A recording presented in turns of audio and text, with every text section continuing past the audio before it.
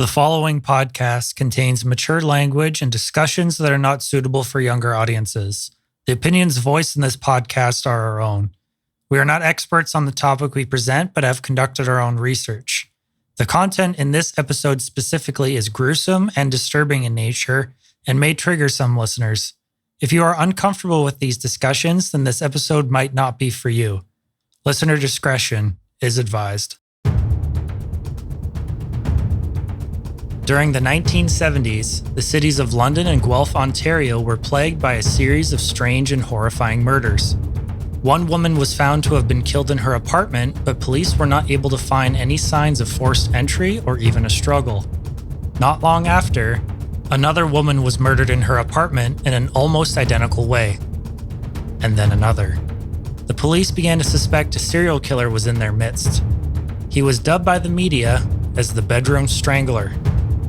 But what would shock police even more was when they found out the killer had already gotten away with murder multiple times. The Bedroom Strangler would turn out to be one of Canada's most violent and prolific serial killers. But how exactly did he pull it off without being detected? This is the Strange and Undecided podcast.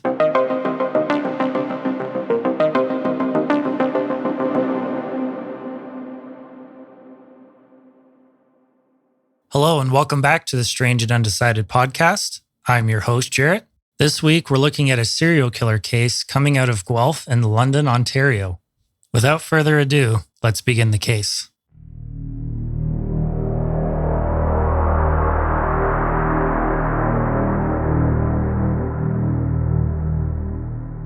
The city of Guelph and London are both situated in southwestern Ontario. Guelph is approximately 70 kilometers or 43 miles west of Toronto, while London is approximately 200 kilometers or 124 miles southwest of Toronto. As of 2023, London has a population of approximately 540,000. Guelph, on the other hand, is a smaller city with a population of about 150,000. Both are quieter than the much larger city of Toronto, and from the outside, one would consider both cities to be modest and calm due to the smaller population. However, London in particular has a dark and seedy underbelly that would change that assumption very quickly. Between 1959 and 1984, London was considered to be the serial killer capital of the world, with as many as 6 active serial killers and over 30 gruesome murders to accompany them. London has the highest concentration of serial killers compared to any other city in the world. The case I am focusing on tonight is about one of those serial killers, the Bedroom Strangler, who preyed on victims in both Guelph and London.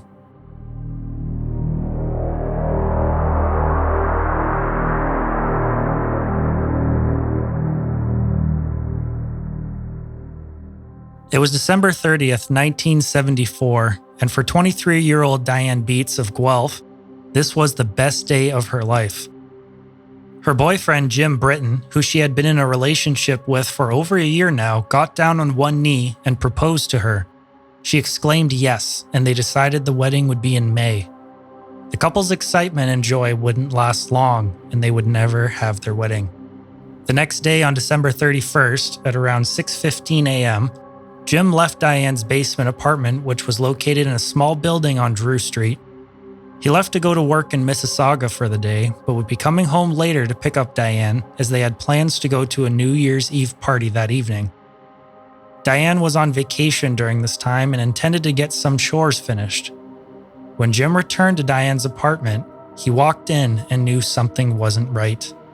He saw some clothes soaking in the sink. There was some overturned furniture nearby, and he went into Diane's bedroom and was met with a horrifying sight.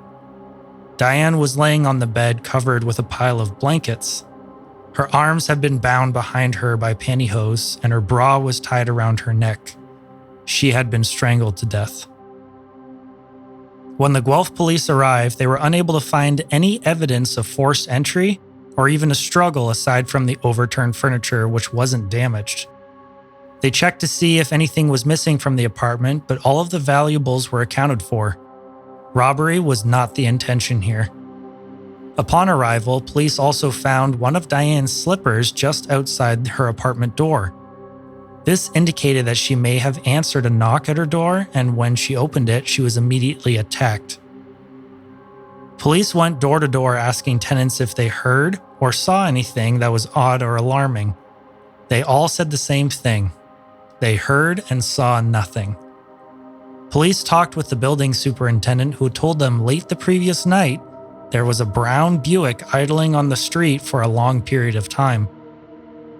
It had been there so long that an exhaust stain was seen in the snowbank. The only witness to what had happened to Diane was her cat.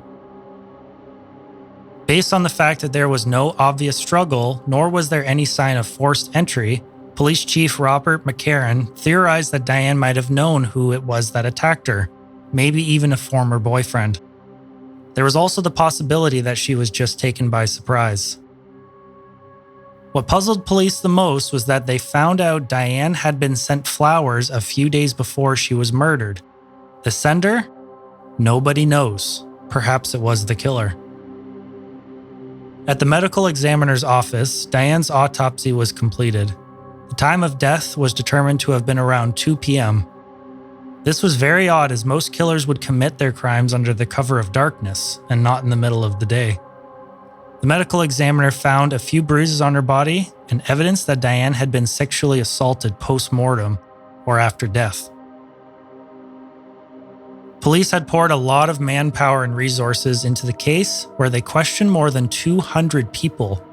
They also added a $5,000 reward for any information that would lead to the arrest of Diane's killer. Despite this, the case would not be solved for the next 3 years. On April 15, 1977, 23-year-old Luella Jean George was found dead in her bed at her London apartment. A co-worker had come to check in on her after she hadn't shown up for her shift at the hospital across the street and found her dead. Police found no evidence of forced entry into the apartment, and there was no evidence of a struggle to have taken place either. They determined that she had been strangled to death and was sexually assaulted post-mortem. What was strange is that it looked as if the murderer had made her bed to try to cover up the crime. Police found that the killer had stolen some jewelry and underwear, which was later found in a dumpster nearby in the neighborhood, possibly to throw off police, regret, or to dispose of any evidence that could link them to the case. The similarities between the deaths of Diane and Luella were more than just a coincidence. Both London and Guelph police began to think they might be dealing with a serial killer. He would kill again a few months later. On July 16, 1977, the body of 22-year-old Donna Veldblum was found by police in her bed at her apartment in London. She had been strangled to death and stabbed. There was also a large slash across her chest. She had also been sexually assaulted post-mortem. What was even more disturbing to police as they investigated was they found evidence that Donna had been bathed and posed after she died. Police would get a lead on the killer. They compared a list of tenants for different residences on the same block as the apartment for anybody that was classified as a sexual deviant. They got a hit on someone, and they lived in the same building as Donna in the basement apartment. 30-year-old Russell Maurice Johnson. Police knew they had their man as they discovered he used to live in the same building as Luella George. They also found out that Russell's ex-wife lived in the same building as Diane Beets. This was enough for police to bring him in. They arrested Russell on July 28, 1977, and he quickly admitted to everything. But what police would soon find out about Russell was more than they bargained for. He admitted to killing Diana, Luella, and Donna, but police didn't realize they were dealing with a serial killer who had killed many times before. Russell admitted to killing 4 other women and had gotten away with it. Police had previously concluded these deaths to be from accidental or natural causes.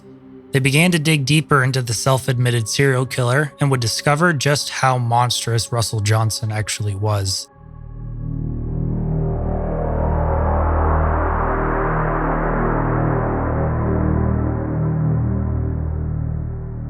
Russell Maurice Johnson was born in St. Thomas, Ontario in July of 1947. His family moved to Guelph shortly after, where he attended school at St. Joseph Elementary when he was old enough. He had a difficult childhood as his parents suffered from mental illness. His father was also an anti-Semitist and wouldn't allow Russell or his siblings to celebrate Christmas because he thought, quote, "The Jews are stealing from the good Christians," end quote. Russell himself suffered from mental health issues beginning at a very young age and also experienced sexual abuse at the age of 14. From a psychological perspective, research has been conducted on many different serial killers throughout the years, and many of them, but not all, are survivors of early childhood trauma. This trauma can be in the form of physical, psychological, or sexual abuse, family dysfunction, or just having emotionally absent parents. In summary, trauma early in life is the recurring theme of most serial killers.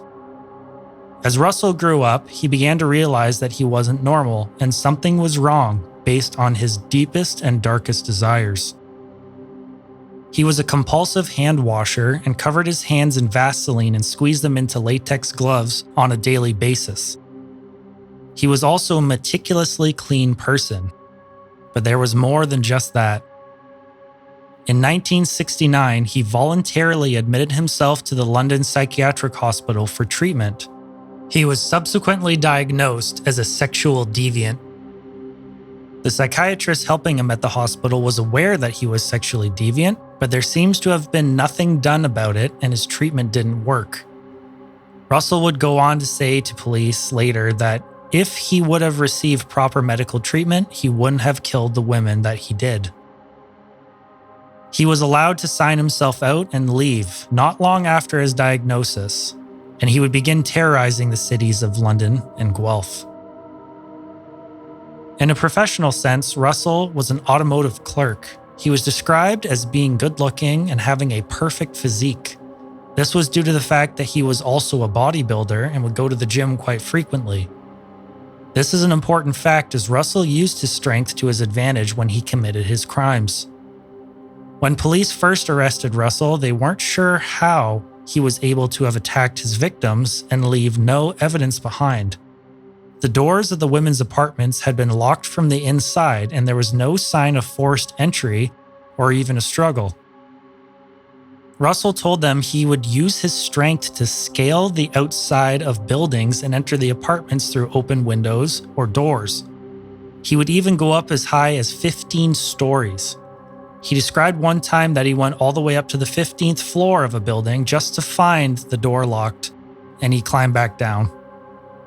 He typically would climb from balcony to balcony, looking for an unlocked door or window to enter through. Typically, if you're on an upper floor of an apartment, you think you are safe. You aren't expecting somebody to enter through your balcony door or your window in the middle of the night.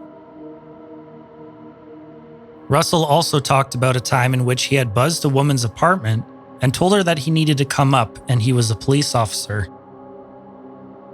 The woman was immediately suspicious and called the police to see if this was real and they had sent somebody to her apartment. They said no and quickly sent a car out to see who was buzzing the woman's door. By the time police officers arrived, he had disappeared. Russell Johnson would also use his mental health issues to his advantage.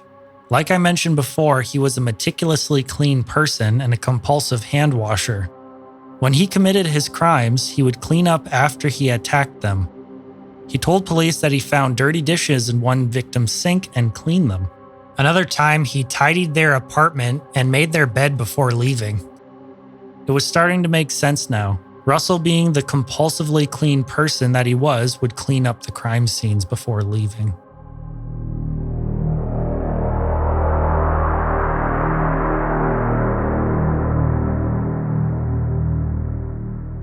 Russell stated that he began sexually assaulting women in 1969. These women were between the ages of 20 and 49. He would stalk them for days before breaking into the women's apartments by climbing the buildings and into their open windows and doors. Sometimes he would just watch them sleep. He also felt the compulsion to clean their apartments and would even rearrange their things. Sometimes he would also lay in bed with them, and when that wasn't enough, he progressed to raping them. In total, he admitted to a series of 11 rapes that had gone unsolved until this point. Eventually, this wasn't enough for Russell. He felt the need for more. He wanted to kill. He told police he just couldn't help himself. He would get a weird urge to climb a balcony, find an open apartment with a victim, and just start strangling them until they died. He would then sexually assault them post-mortem. After, he would start tidying and cleaning the scenes, which he said he was very good at to ensure that he wouldn't get caught. It was so clean and tidy that medical examiners ruled the deaths of these next 4 victims I'm about to talk about as natural or accidental.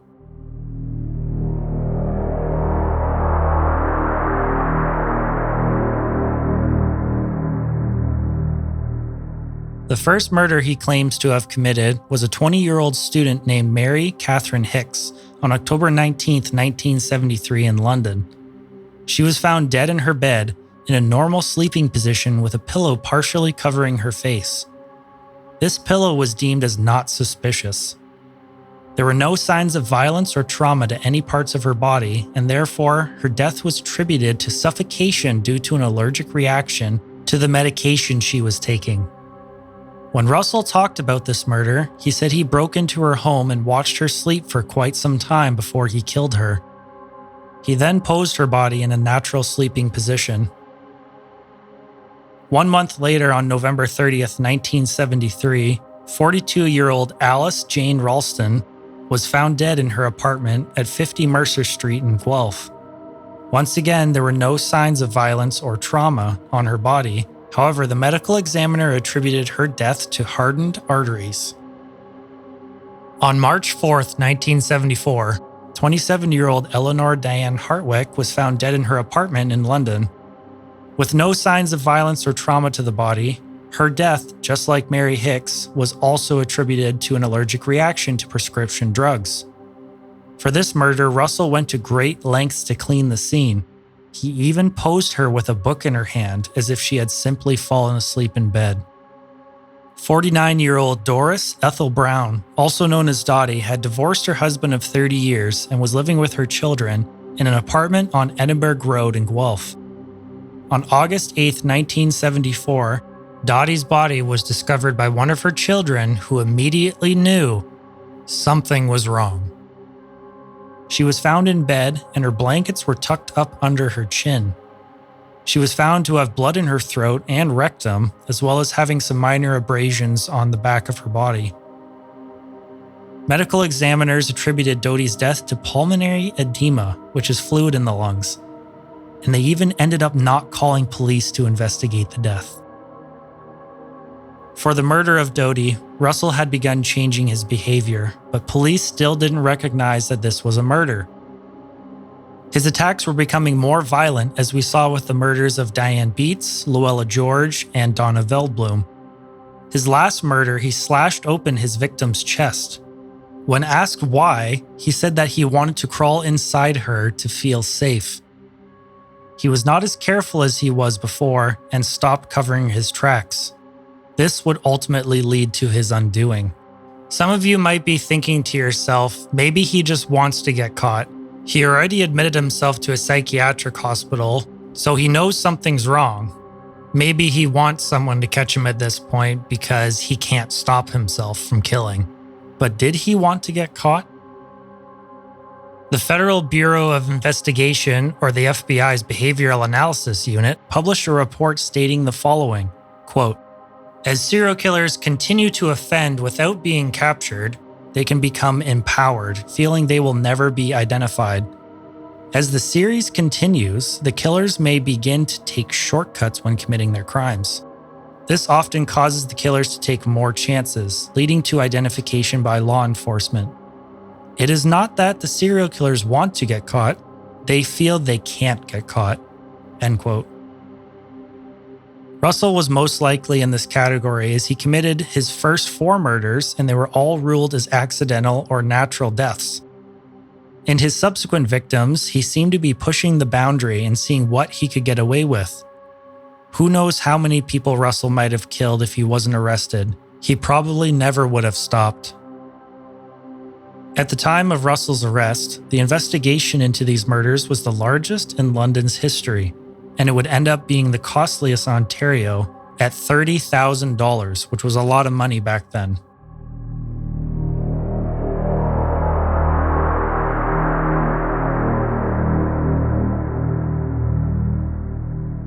After Russell's arrest on July 28, 1977, he was charged with first-degree murder in the deaths of Diane Beats of Guelph, Luella Jean George of London, and Donna Veldblum of London. At his trial, Russell pleaded not guilty on the charges in front of the jury at the Ontario Supreme Court. Reasoning for this came from multiple psychiatrists. Dr. Douglas Wickware of the University of Western Ontario in London was one of them, who testified that Russell had a mental disorder that manifested itself in the form of compulsive hand-washing. This disorder, though, would not interfere with Russell's capacity to take part in the trial, but it gave the jury a glimpse into the twisted individual that he is. Throughout the trial, they were presented with additional evidence showing he was a deeply disturbed individual. Quote, "Overwhelming psychiatric evidence showed Russell Johnson suffered from a disease of the mind that rendered him incapable of realizing the nature of his acts." End quote. Because of this, he wasn't charged for the first 4 murders of Mary Catherine Hicks, Alice Jane Ralston, Eleanor Diane Hartwick, and Doris Ethel Brown. Police had a written but unsigned statement from Russell detailing his involvement in the crimes, and it was even allowed to be admitted into evidence in court. Both the prosecution and the defense lawyers asked the jury to bring in the insanity verdict. Russell's defense team said that they would not be challenging the evidence that Johnson had actually killed the women. Quote, "It would be foolhardy for me, and it is not my intention to get you to believe that it was not Johnson." End quote. On February 1st, 1978, the jury deliberated for only 2 hours before reaching a verdict. Russell Johnson was found not guilty by reason of insanity. He was sentenced to the maximum security Waypoint Center for Mental Health Care in Penetanguishene, Ontario, indefinitely. Russell Johnson is still there to this day, and the cities of London and Guelph are free from his reign of terror.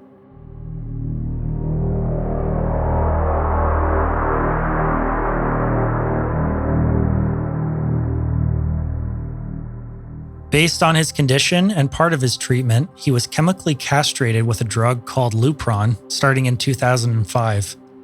This medication acts by lowering testosterone levels and therefore reducing the amount of sexualized thinking and sex drive. This was accompanied by therapy, where sexually deviant behavior can be molded and changed in theory. However, Russell made it very clear that he does not want to change his behavior, and he thinks he is perfectly fine. Dr. Russell Fleming, a psychiatrist at the Mental Health Center in Penetanguishene, stated that after observing Russell, he concluded that he, quote, "suffers from acute episodes of a psychotic nature in which he loses touch with reality," end quote. Specifically, his condition is acute because there are extended periods of time between these psychotic episodes where he is stable. Overall, he was classified as a sexual sadist, lust murderer, and a necrophile, and is a danger to the public. They have even gone as far to say that he is incurable. In the years that followed his arrest, Russell has tried to get himself moved to a lesser security facility and applied for other privileges such as escorted public outings. As part of his rights, he can annually apply to have his case reviewed by the Ontario Review Board, or ORB, and they determine if he can be granted these things and even be released back into the public. Every time Russell applies, which has been every year, the families of his victims have to attend the ORB hearings to oppose his request. In 2012, Russell wanted to be transferred to a medium security facility in Brockville. The victims' families found out this actually might happen and were outraged. Thankfully, his transfer was denied as, quote, "he's too great of a risk to be released from maximum security. The problem being that in medium security facilities, there are women patients. He represents a risk to the women patients." End quote. Each year he applies for leniency and is denied. His attorneys argue that he is old now and doesn't pose a threat to people anymore and should be granted leniency or be released. Despite this, he continues to be denied. Based on Russell's crimes, these were driven by an insatiable desire for control and domination. Because of this, the ORB's decision is to deny his requests, as it is abundantly clear he is not fit for release. If Russell truly felt sorry for what he did to those women, he would stop putting the families of the victims through these board hearings every year, causing them to relive their pain over and over again. As if taking away a mother, a daughter, or a sister wasn't enough already. The families have even described these hearings as a family tradition due to their frequency. Over the years, the number of people in these families attending the hearing has dwindled. For those who do attend, they wonder who will take up the mantle and continue to fight against Russell when they can no longer. Donna Veldblum's brother, Bill Veldblum, said this, quote, "No doubt there will be another hearing in the future as Mr. Johnson pursues new efforts to gain more freedoms. The families will return to Waypoint then, and we hope to keep this in the public eye to ensure there are no additional victims." End quote. Let's just hope this monster stays in maximum security for the rest of his life.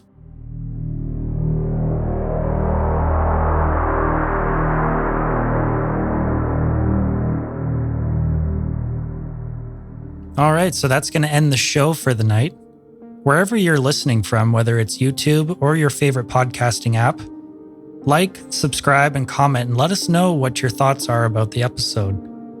If you have any suggestions for future topics or want your own story featured, please email us at strangeandundecided@gmail.com. As always, thanks for listening, and good night.